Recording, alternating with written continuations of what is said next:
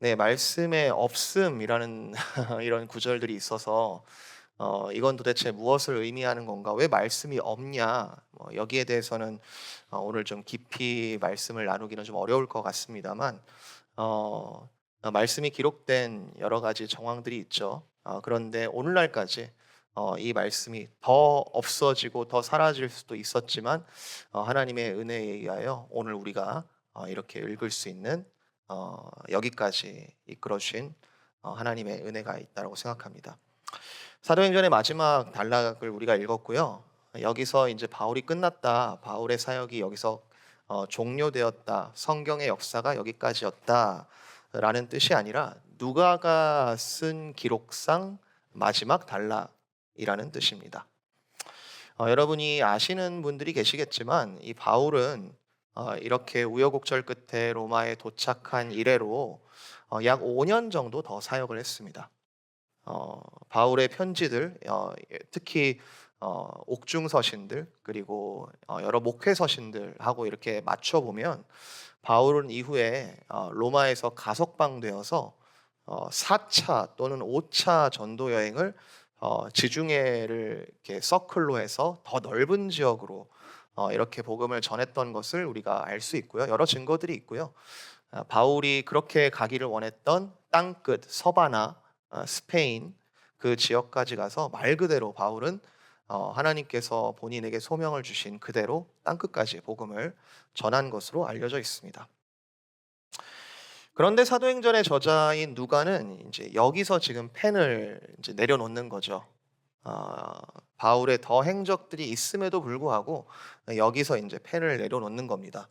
그리고 이제 마지막 절, 마지막 문장은 여러분 읽으시면서 느끼셨겠지만 오픈 엔드죠. 열린 결말입니다.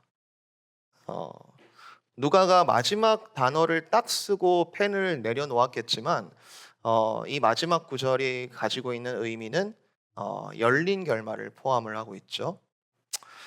누가가 마지막 단어 무슨 단어를 썼을까요? 지금 우리가 번역 성경을 읽고 있기 때문에 이제 한국어의 문장 구조에는 동사가 제일 마지막에 오지 않습니까? 무엇 무엇을 했다, 무엇 무엇을 하다 이런 동사가 마지막에 오기 때문에 사도행전의 마지막 단어는 한국어 성경에서는 가르치더라 이렇게 끝나는 것을 우리가 볼 수 있는데요. 원어인 헬라어 성경은 이제 영어식 어순을 완전히 똑같진 않지만 영어식 어순과 굉장히 유사한데 이런 전치사 구가 제일 마지막에 옵니다. With all boldness, without hindrance. 무슨 말이죠? 바울이 자기에게 오는 모든 이들을 30절부터 제가 보는 거예요. 바울이 자기에게 오는 모든 사람들을 다 환영하고 영접하면서 그들에게 하나님 나라를 전파하고 주 예수 그리스도에 관해 가르치기를 마지막 단어 담대하게 그리고 거침없이 이렇게 지금 끝나고 있습니다. 오늘 말씀의 제목이기도 하고 오늘 저와 여러분이 나눌 말씀의 중요한 내용이 되는 이 두 표현 담대하게 그리고 거침없이 이 표현을 좀 제대로 이해하기 위해서는 제가 조금 언어적인 설명을 먼저 조금 드리려고 해요. 한글로 보면은 담대하게라고 지금 표현이 되어 있는데 이게 지금 문장을 잘 읽어보시면은 바로 앞에 있는 걸 수식하는 것처럼 보입니다. 그러니까 모든 것을 담대하게 했다. 모든 것을 담대하게. 그러니까 그 목적어를 이렇게 수식하는 형용사처럼 쓰였는데요. 그러니까 바울이 모든 것을 가르치는데 담대하게 했다. 이렇게 지금 이해되죠? 그죠? 따라오고 계세요? 모든 것을 가르치는데 바울이 담대하게 가르쳤다. 뭐 이렇게 지금 이해가 되는데 원어의 좀 뉘앙스를 고려를 해보면 모든 것을 이라고 지금 번역된 이 단어가 담대하게라는 형용사를 수식하는 부사로 이렇게 읽어낼 수 있습니다.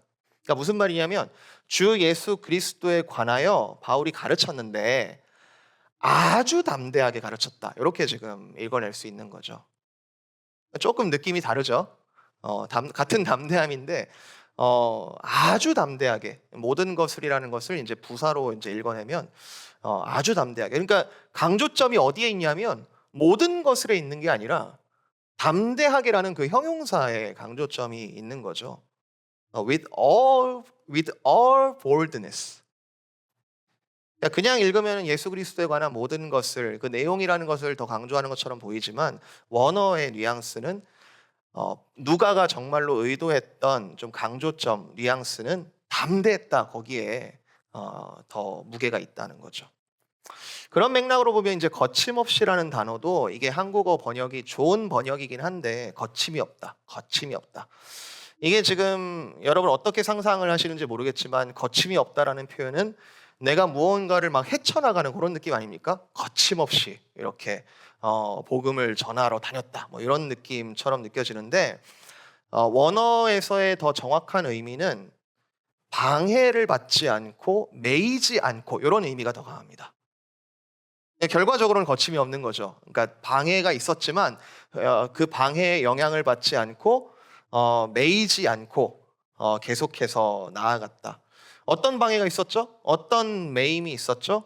우리가 지금까지 사도행전 쭉 보면서 바울이 걸어온 그리고 다른 사도들이 함께 걸어온 그 여정들 속에서 여러 가지 방해들, 여러 가지 고난들이 어떤 거는 진짜 공감하기 힘들 정도의 그런 극도의 어려움 속에서도 여기까지 도착했고 여기까지 복음이 전하는 이 모든 일은 거침없이 계속 연장될 것이다. 이런 표현을 지금 누가가 마지막 단어로 쓰고 있습니다. 이 복음은 아주 담대하게 그리고 어떤 방해에도 불구하고 그것에 매이지 않고 전해질 것이다. 이걸로 지금 열린 결말의 표현으로 마지막을 마치고 있다는 거죠. 이게 지금 누가의 결론입니다. 이 사도행전의 결론입니다. 사도행전의 결론은 물론 지금까지 무엇을 전했는지 그리고 어떤 분이 전해져야 되는지 그런 내용을 강조하기도 했지만 마지막 메시지는 이 아주 담대하고 어떠한 방해도 거침이 없다라는 강도, 파워, 인텐시티 이 강도를 아주 확실하게 전달하고자 하는 그런 의도를 우리가 읽어낼 수 있습니다. 그래서 이 열린 결말이라는 구조와 더불어서 이 거침없고 담대한 것이 앞으로도 축소되거나 앞으로도 사라지는 것이 아니라 열린 결말과 더불어서 더 넓어질 것이고 더 커지고 더 담대하게 거침없을 거라는 것을 암시하는 그런 구조로 누가가 마지막 펜을 썼던 것 같습니다. 복음에는 강도가 있습니다. 복음은 어떤 고정적인 어떤 스테이트먼트가 아니라 복음에는 힘이 있습니다. 오늘 우리가 이 본문을 읽으면서 우리가 마지막 이 사도행전 단락을 읽으면서 우리가 품어야 할 질문은 과연 그러한가? 과연 담대한 것인가? 과연 거침이 없는 것인가? 라는 질문이에요. 저는 결론적으로는 아멘, 정말 그러합니다 라고 전할 건데요. 이 누가가 마지막에 단어를 쓴 이래로 2000여 년이 지난 지금 우리가 가진 복음이라는 것은 어떠한 강도를 가지고 있습니까? 나를 보든 내 옆을 보든 세상을 보든 정말 담대하고 거침이 없습니다라고 말할 수 있을까요?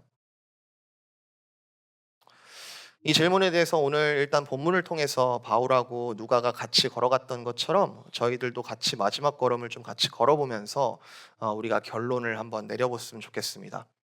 정말로 과연 담대하고 거침이 없는지 두 가지 면을 나누어서 생각을 해볼 텐데요. 첫 번째는 목적에 있어서 과연 담대하고 거침이 없겠는가라는 부분하고요. 두 번째는 수단에 있어서 그것의 과정에 있어서 과연 담대하고 거침이 없겠는가 그 두 가지를 함께 나눠보고 우리가 같은 결론에 이르렀으면 좋겠습니다. 자, 첫 번째 우리가 놓치지 말아야 할 지점은 바울은 기어이 로마에 도착을 했다는 거죠. 이게 간단한 이야기가 아니었다는 걸 우리가 이미 알고 있고요. 사실 담대함, 거침없이는커녕 그동안의 바울의 여정은 정말 산전수전의 연속이었죠. 지난주에 사도행전 마지막 이야기가 마치 예수님의 그 고난, 예수님의 죽으심, 예수님의 부활 그 이야기와 되게 구조상 매우 유사하다라고 말씀을 드렸는데 바울은 진짜 죽다가 살아났습니다. 진짜 죽다가 살아났어요.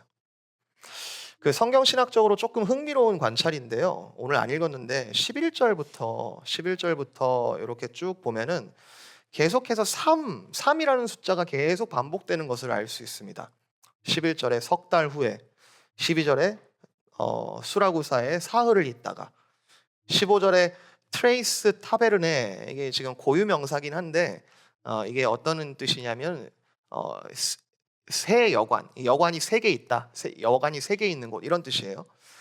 그리고 이제 로마에 들어간 후에 17절에 사흘 후에 뭐 이런 이제 표현들이 바울의 이 여정을 독자가 읽으면서 아주 직관적으로 이게 예수 그리스도의 이야기를 잊어버리지 않도록 어떤 문학적인 장치처럼 보입니다. 심지어 14절, 15절을 읽어보시면 바울이 로마에 들어가는 장면은 죄수인데요. 지금 죄수, 미결수의 입장인데요. 14절, 15절을 보시면 마치 승리한 장군이 이렇게 개선문에 들어가는 것 같은 이제 그런 느낌까지 들게 하는 겁니다. 예수 그리스도의 부활이라는 것은 하나님이 얼마나 선하신지, 그리고 하나님이 얼마나 섭리로 뜻하신 대로 다스리고 계시는지, 그리고 하나님의 능력이 얼마나 크신지를 스스로 증명하신 자리죠. 우리에게 그리스도의 부활이 없었다면 하나님은 선하시다 말할 수 없고요. 그리고 섭리는 있다가도 없어질 수도 있는 거고요. 그리고 하나님을 우리가 부분적으로는 인정할 수 있을지 모르겠지만 완전히 믿기가 힘듭니다. 부활이 없다면요. 어떤 인간도 흉내낼 수 없는 그리스도께서 부활하셨기 때문에 하나님은 진짜 하나님이심을 스스로 증명을 하셨습니다. 바울이 이 모든 여정을 통해서, 이 모든 걸음걸음을 통해서 드디어 로마의 발을 디디면서 정말 내가 믿는, 우리가 믿는, 내가 전한 이 그리스도는 정말 부활하신 게 맞구나 라는 것을 자기 인생을 통해 증명하신 하나님을 발견하고 찬송을 하게 되는 거죠. 우리가 인생을 걷다 보면 막혔다고 여기까지인가 보다, 그리고 정말 사방이 어둠에 둘러싸인 것 같은 그런 지점이 있는 것 같습니다. 5살짜리한테 물어봐도 인생의 어려움은 있습니다. 80, 90, 100, 그 걸어온 걸음만큼 우리가 인생을 걷다 보면은 여기가 정말 끝이라고 단정 짓는 지점이 있는 것이 사실입니다.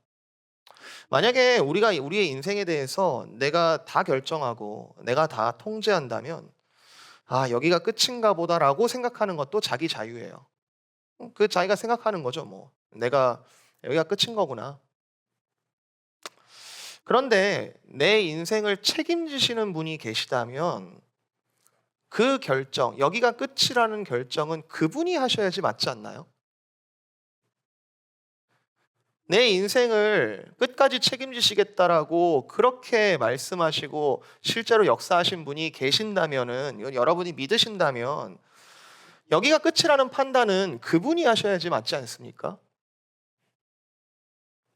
심지어 그분의 하시는 결정과 그분이 하시는 판단은 성경에서 말씀하시는 바 그분의 온전하신 그리고 선하신 그 성품으로 인해 항상 그 판단은 선하고 사랑스러우시잖아요. 성경은 사실은 버림받아 마땅한 우리가 그분의 사랑으로 인하여 버림받지 않았고 기어이 그분의 백성이 되기까지 그분은 끊임없이 일하신다라고 아주 담대하게 거침없이 계속 말하는 중에 있습니다. 인생에 계속되는 여러 가지 긴장이 있는 건 사실입니다. 여러 가지 텐션들이 하나를 넘어가면은 또 오고, 하나를 넘어가면 또 올까봐 겁이 나고, 차라리 집에만 있어야지, 어디 나가지 말아야지. 하지만 여러분, 이미 지나오신 오늘에 이르기까지 여러분이 지나오신 많은 텐션들을 여러분 한번 되돌아보시면서 한번 솔직하게 한번 세워보시기를 바라요. 여러분 정녕 아주 실패한 적이 있으셨습니까?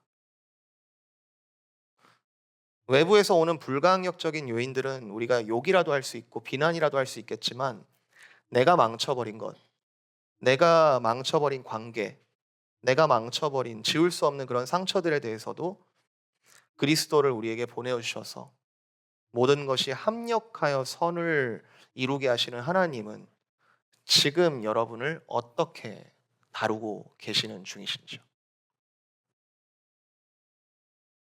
우리 중에 아무도 내가 다 잘했다, 내가 최고다, 성공은 다 나의 것이다라고 말할 수 있는 사람이 없죠. 성경의 모든 인물들이 그러한데 대표적으로 두 인물만 꼽으면은 다윗과 바울일 거예요. 살인자들이죠. 두 사람 다 살인자들이고 씻을 수 없어 보이는 그 죄악들. 그러나 그리스도께서 사랑해 주시고 만나 주시고 회복시켜 주시고 기어이 회복시켜서 사명을 주시는 것으로 끝나는 게 아니라 너 잘하나 못하나 보자 하는 게 아니라 기어이 그 사명을 주님의 뜻대로 이루어 가시는 그 바울, 하나님께서 바울을 로마에 도착하게 하십니다. 바울의 인생을 통해 볼 수 있는 것은 바울의 성공이 아니고요, 하나님의 성공입니다.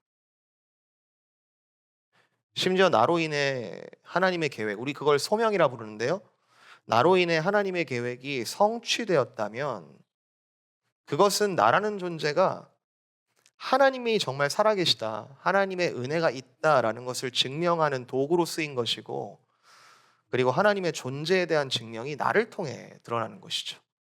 바울이 로마에 도착함으로써, 그리고 우리가 하나님께서 부르신 그 목적지에 도착함으로써 말입니다. 하나님은요, 신학자들이 증명하는 거 아닙니다.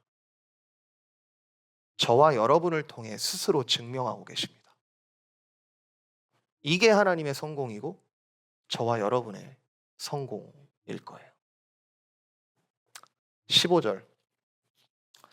그곳 형제들이 그곳 형제들이 우리 소식을 듣고 아비오 광장과 트레이스 타베르네까지 맞으러 오니 바울이 그들을 보고 하나님께 감사하고 담대한 마음을 얻으니라. 여러분, 우리가 이것을 뭐라고 부르냐면 은혜라고 부릅니다. 무엇을 하기 위해서도 은혜가 필요하고, 그리고 하나님께서 우리를 무언가를 하게 하실 때도 은혜가 필요해서 사실상 우리는 무엇으로 사는 사람인가? 우리는 은혜로 사는 사람들입니다. 지난날 겪었던 나의 극악한 경험들, 정말 누구한테 이야기를 해도 끊임없이 눈물이 나오는 그런 극악한 그런 경험들, 얼마나 힘드셨어요? 얼마나 어려우세요? 제가 목회자로서 여러분과 신방을 하고, 그리고 여러분의 있는 속에 있는 이야기들을 들을 때는 참 같이 마음이 찢어지는 경험들을 할 때가 한두 번이 아닌데, 그러나 내가 겪었던 그 극악한 그 고난과 그 지나왔던 그 일에 대하여 정말 채워지지 않는 물동이처럼 계속하여 공감이 필요한 것이 아닌 이유는, 그것이 나의 대단한 경험으로 남는 게 아니라 은혜로 채우신 하나님이 드러나시는 일들로 하나님께서 그때 나와 함께 하셨기 때문에이죠. 계속해서 여러 텐션들, 여러 어려운 일들이 있지만, 바울은 로마에서도 계속 가석방 신분이긴 하지만 계속 쇠사슬의 메인체로 살아가지 않습니까? 계속 텐션이 있어요. 그런데 이 열린 결말, 정말 담대하게 거침없이 라는 이 표현이 주는 것은 말씀을 통해 우리가 이렇게 믿는 거죠. 우리가 그리스도 안에 있을 때 하나님은 실패하지 않으신다. 그러니 우리는 담대하게 거침없이 오늘도 이 텐션 속에서 걸어갈 수 있다. 이게 아니라면 우리가 이 세상 살아갈 때 어디에서 능력을 찾고 어디에서 소망을 찾을 수 있을까요? 어디에 궁극적인 소망을 둘 수 있을까요?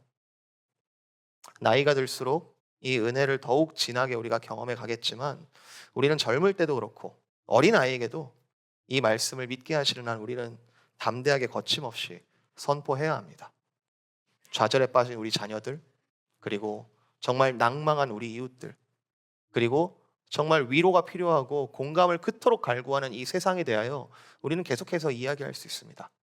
하나님께서는 지금도 담대하고 거침없이 일하고 계시는 중이니, 이 로마의 기어이 바울을 인도하신 하나님께서 in Christ, union with Christ, 그 안에 우리가 있을 때 하나님은 그의 뜻대로 성취하시리라. 첫 번째, 하나님께서는 목적에 있어서 우리 개인 또는 우리의 모든 공동체 그리고 하나님께서 뜻하신 모든 역사에 대하여 그 목적에 대하여 담대하고 거침없이 이루어 가시는 중에 있으십니다. 그걸 바울을 통해서 드러내었고 또 우리를 통해서도 계속해서 드러내고 계시는 중이십니다. 두 번째, 수단에 대한 이야기인데요. 자, 바울은 이 대단한 여정의 목적지 이제 로마에 와서도 바울은 무엇을 하냐면 여기가 끝났다. 이제 피니시 라인을 통과했다. 내가 이제 좀 쉬어야지. 이게 아니라 계속해서 여전히 하던 일들을 계속 하고 있습니다. 그가 예수를 만나고 소위 이방인의 사도라고 부름을 받고 그가 열심을 다한 일은 복음을 전하는 일이었죠. 어디를 가든 복음을 전했는데 바울은 너희가 먹든지 마시든지 무엇을 하든지 다 하나님의 영광을 위하여 하라 라고 하면서 거기에 온 인생을 맞춰져 왔습니다. 그런 바울이 어느 정도의 목적지라고 이야기할 수 있는 로마에 도착해서 한 일은 뭐냐 하면 여전히 복음을 전하고 있습니다. 부활과 승리의 목적지에 반드시 도착하리라는 분명한 믿음 외에도 그 믿음 중에도 여러 가지 텐션이 있었듯이 우리가 매일 소명을 다하는 일에도 여러 가지 텐션들이 있습니다. 바울의 이 가석방 신분이 완전한 자유를 의미하는 게 아니었고요. 항상 한 군인과 함께 있겠다, 함께 따로 있겠다 써 있는데 이 군인 한 명이 경호를 했다, 경호 쪽보다는 좀 감시를 했다는 쪽이 맞을 거예요. 그리고 로마 유대인 공동체에 일부러 사람들을 보내서 이렇게 초청해가지고 자기가 큰 죄를 저지르지 않았다 결백함에 대해서 또 스스로 소명을 하고 변호를 해야 했고요. 바울은 23절 그 사람들을 모아가지고 바울이 계속했던 일은 아침부터 저녁까지 강론하여 하나님의 나라를 증언하고 모세와 율법과 선지자의 말을 가지고 예수에 대하여 계속 권하더라. 구약 성경, 당시에는 신약 성경이 없었지 않습니까? 구약 성경에 그 예시되어 있었던 정말 예표되어 있었던 그 예수 그리스도, 진짜 오신 그 예수 그리스도를 계속해서 증언했습니다. 지금까지 했던 그대로 말이죠. 바울에게 있어서는 인생의 목표, 목적도 분명했지만 인생의 수단도 분명했던 사람입니다. 그는 어디로 갈지도 분명했고 무엇을 해야 할지도 분명했습니다. 무엇을 하든 긴장 속에 살아가는 게 바울뿐만 아니라 모든 인류의 현실이지만 바울에게는 무엇을 하든지 간에 그리스도가 주인임이 아주 분명했던 거죠. 복음을 전하면 그 결과가 당연히 깔끔해야 될 것 같은데 결과 또한 계속 긴장이죠. 참 어려워요. 24절, 25절 그 말을 믿는 사람도 있고 믿지 아니하는 사람도 있어서 서로 맞지 아니하여 흩어지더라. 여러분, 우리가 있는 이 교회라는 것은 우리 임직자들이 잘 기억하셔야 될 텐데 인간적으로 재해석된 군중 심리적인 하나됨을 강요하는 곳이 아닙니다. 교회에게는 아픔이 있어요. 복음의 빛 때문에 갈라짐이 있습니다. 복음의 빛을 맛본 이들에게는 어둠을 헤매며 떠나는 이들에 대한 본능적인 긍휼함과 아픔이 있습니다. 누구보다도 이 바울이 평생 이 사랑의 짐을 지고 살았어요. 이 복음 안에서 생명을 함께 누리고 싶은데 그 안에 갈라짐을 보면서 참 아픈 마음을 가지고 텐션이 가득한 마음을 가지고 항상 걸어갑니다. 그런데 그럼에도 불구하고 바울은 이사야 말씀을 인용하죠. 이사야 말씀을 인용하면서 그럼에도 불구하고 하나님의 말씀은 말씀대로 이루어지는 것을 이 사랑과 진리라는 텐션 속에서 계속 확인을 하고 있는 거죠. 계속 바울은 여러 가지 텐션이 있지만 말씀대로 전하고 말씀대로 이루어지는 것을 계속 믿고 가는 중에 있습니다. 하던 거 계속합니다. 여기서 우리가 무엇을 알 수 있습니까? 그리스도의 복음이라는 것은 그리스도의 복음이 담대하고 거침이 없다라는 한 면은 아까 우리가 얘기한 기어이 목적을 이루시는 하나님이라는 면도 있지만 또 다른 면에서는 여러 가지 텐션과 긴장 속에서도 그 수단에 있어서 오늘 우리가 하는 일에 있어서 끝까지 흔들리지 않게 그것을 묵묵히 지켜나가며 걸어가게 하시는 그 수단에 있어서도 신실하게 이끄신다라는 점이죠. 이거는 뭐 직업과 어느 정도 일치되는 부분도 있겠지만 단순히 직업만 이야기하는 게 아닙니다. 바울은 풀타임 전도자죠. 복음 전도자죠. 안디옥 교회에서 따로 세운 사람입니다. 저야 목회자로서 기능상 이 바울과 많이 유사하다 쳐도 여기 계신 많은 분들이 소위 풀타임 복음 전도자는 아니실 거예요. 그렇지만 30절 한번 보세요. 30절. 바울은 온 이태를, 온 2년간 자기 셋집에 머물면서 자기에게 오는 사람들을 다 웰커밍했다. 다 웰커밍했다. 이 웰커밍, 영접했다, 이 단어가 아주 많은 기술이 담겨 있는 그런 표현 아닙니까? 영접, 여러분 영접 어떻게 하시는 거예요? 영접 어떻게 하는 겁니까? 안녕하세요. 네, 다음에 또 봐요. 이게 영접이에요? 우리 교회에도 새가족 팀이 있는데요. 새가족으로 오시는 분들을 환영하기 위해서는 고도의 기술이 필요합니다. 아주 특별한 관심이 필요합니다. 그리고 선배들로부터 이어져 오는 많은 노하우들이 필요합니다. 어떻게 영접을 해야 정말로 환대할 수 있을까? 31절 하나님의 나라를 전파했다. 이거 공부했다는 얘기가 아니에요, 여러분. 이거는 공부를 통한 어떤 지적인 교육을 했다. 여러분이 뭐 제자원에 등록해서 공부하고 독서클럽에 들어와서 공부하고 이것만 얘기하는 게 아닙니다. 훨씬 총체적인 표현인데요. 선교하고 목회하고 교제하고 구제하고 양을 먹이는 것, 양을 치는 것 다 포함하는 표현이에요. 하나님 나라를 전파했다.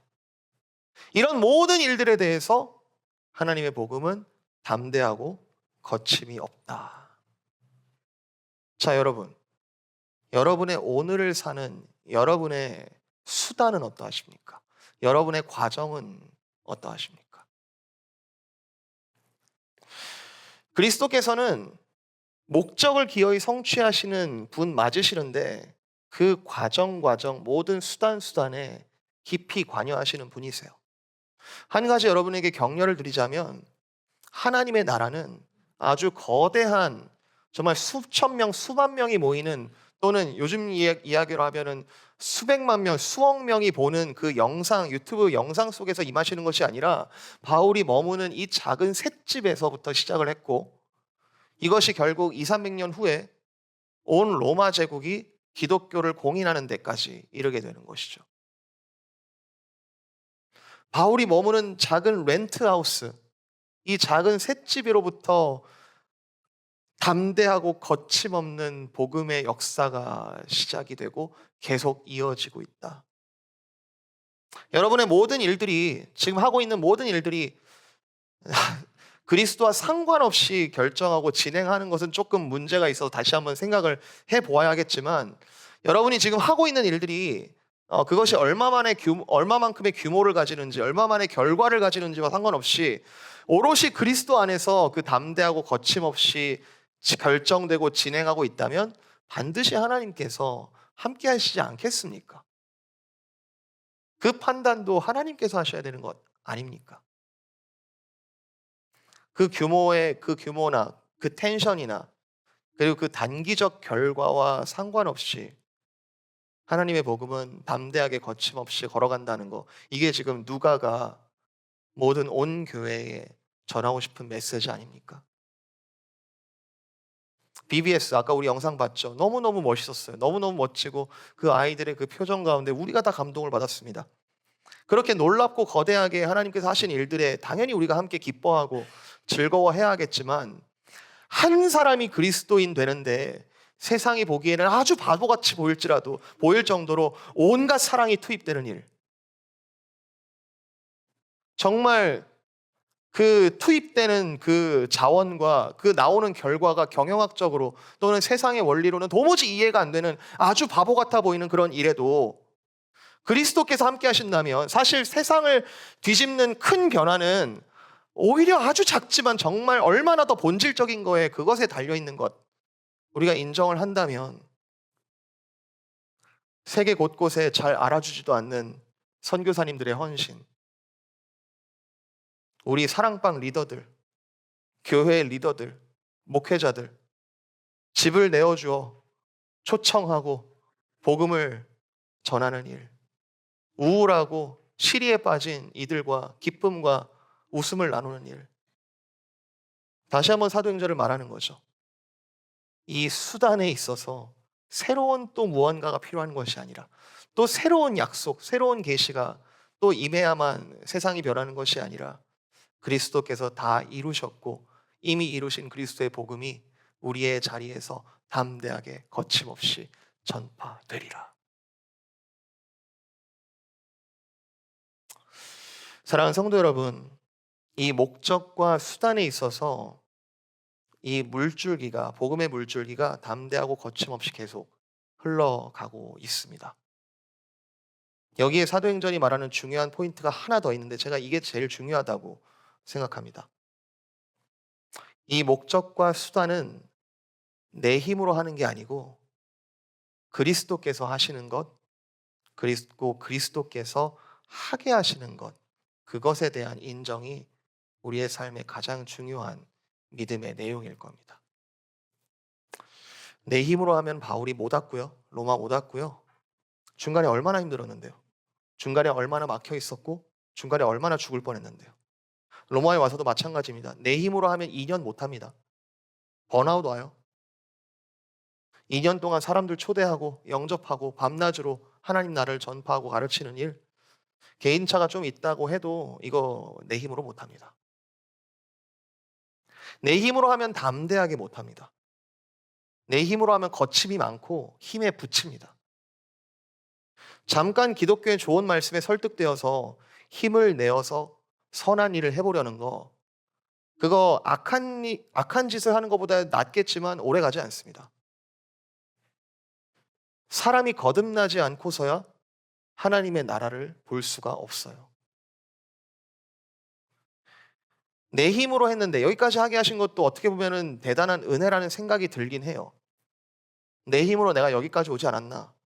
그런데 사도행전에서의 이 마지막, 바울의 마지막 이야기 초점은 바울의 영웅담이 아니고, 바울이 이렇게 성공했네, 이렇게 훌륭하게 도착했네, 바울의 영웅담을 이야기하려는 게 아니라 바울을 사용하신 그리스도의 영웅담이죠. 바울을 사용하신 그리스도의 성공담이죠. 바울이 자기 소명을 훌륭히 다 마치고 이 땅에서의 인생을 마감하겠지만, 사도행전의 열린 결말은 그리스도의 영웅담, 이와 같은 그리스도의 성공담이 저와 여러분을 통해 계속 성취되리라는 예언적 말씀인 것이죠. 저와 여러분을 통해, 저와 여러분의 주인 되시는 그리스도께서 담대하게 거침이 없이 그가 오시는 그날까지 영원히 승리하실 것이다. 이게 사도행전에 정말로 우리에게 전하고 싶은 그 메시지일 거예요. 그러니까 자기중심적인 수단, 자기중심적인 목적은 하루빨리 버리는 게 이익입니다.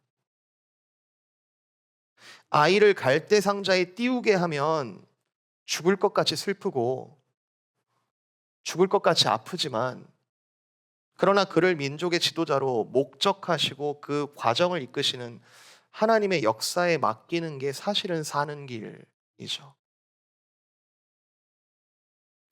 우리는 나의 자서전에 그리스도가 하셨다라고 쓰는 것보다 그리스도라는 명예의 전당에 그 생명책에 우리의 이름이 쓰이는 것으로 기뻐하는 사람들입니다. 여러분, 착각하지 마십시오. 우리는 그리스도를 이용하는 사람이 아니고 선한 목자 되신 그리스도께서 우리를 양으로 삼아주시고, 우리를 종으로 삼아주시고, 우리를 제자로 삼아주시고, 우리를 자녀로 삼아주시는 겁니다. 여러분, 그렇기 때문에 기도하십니까? 여러분, 그렇기 때문에 여러분의 삶의 모든 지혜를 말씀에서 찾으십니까? 여러분, 제발 기독교를 그리스도께서 말씀하신 것과 다른 종교로 만들어주시지 마시기를 바랍니다. 심지어 그런 종교적 행태가 26절, 27절에 예언이 되어 있어요. 그러나 이제라도 우리가 그리스도께 목적과 수단을 내어드릴 때 그분은 담대하고 거침없이 말씀하신 그대로 일하시겠다라고 쓰여 있지 않나요? 우리를 계속 놀랍게 하실 것이고, 우리가 여기가 끝인가 보다, 여기 이제 진짜 끝났나 보다, 우리가 안 된다 할 때라도 저 너머에서 우리를 계속해서 부르실 겁니다. 때로는 계속 일만 하는, 열매도 없는 것처럼 계속 일만 하는 것 같이 보여지는 그런 마르다의 불평, 그런 삶이 우리가 계속 이어지는 것처럼 보일지라도 우리는 그리스도의 동행 속에서 마지막만 발견하는 것이 아니라 그 수단과 과정 속에서도 그리스도께서 참된 기쁨, 참된 안식, 아름다움과 찬양으로 우리를 계속해서 위로하시고 동행하실 거예요. 제가 보기에 그 사람이 바로 24절, 그 말을 믿는 사람이다. 그 말을 진실로 믿는 사람이다. 말씀 정리합니다. 한국의 유명한 교회가 선교적으로 내건 프레이즈, 유명한 프레이즈인데요. Acts 29. 그러니까 이 사도행전이 28장으로 끝났는데 사도행전 29장이 계속해서 우리를 통해 쓰여지고 있다라는 프레이즈인데요. Acts 29. 동의합니다. 동의합니다. 계속해서 사도행전은 지금도 우리를 통하여 쓰여지고 있어요. 그런데 그건 우리가 쓰는 게 아니고요. 주님께서 쓰시는 기록에 우리의 이름과 함께 당당히 쓰여지고 있는 중에 있는 거죠. 여러분, 하나님께서 하십니다. 아멘. 여러분, 하나님께서 반드시 하실 것입니다. 담대하고도 거침없이 말이죠. 오늘 이 마지막 31절이 하나님 스스로가 이 말씀을 그 타당성을 높이고 계시는데요. 삼위일체적으로 마치죠. 하나님 아버지의 나라, 하나님 아버지의 나라, 그리고 복음이라고 말하는 주 예수 그리스도께서 하신 모든 것, 그리고 성령 하나님의 담대하고 거침없는 일들이 아직 다 이루어지지 않았을지 모르지만 이미 시작이 되었습니다. 이 오픈엔드, 여러분 동참하지 않으시겠습니까? 그리고 여러분의 삶에 대하여, 여러분의 삶의 목적과 수단에 대하여 하나님께서는 오늘도 무엇라 말씀하고 계시는지요? 이 은혜의 걸음에 내가 좀 낭망해 있다면 서로서로 격려하고 담대해보자, 거침없이 또 가보자, 서로서로 위로하고 격려하며 또 주와 함께 동행하는 저와 여러분 되시기를 주님의 이름으로 축복을 드립니다.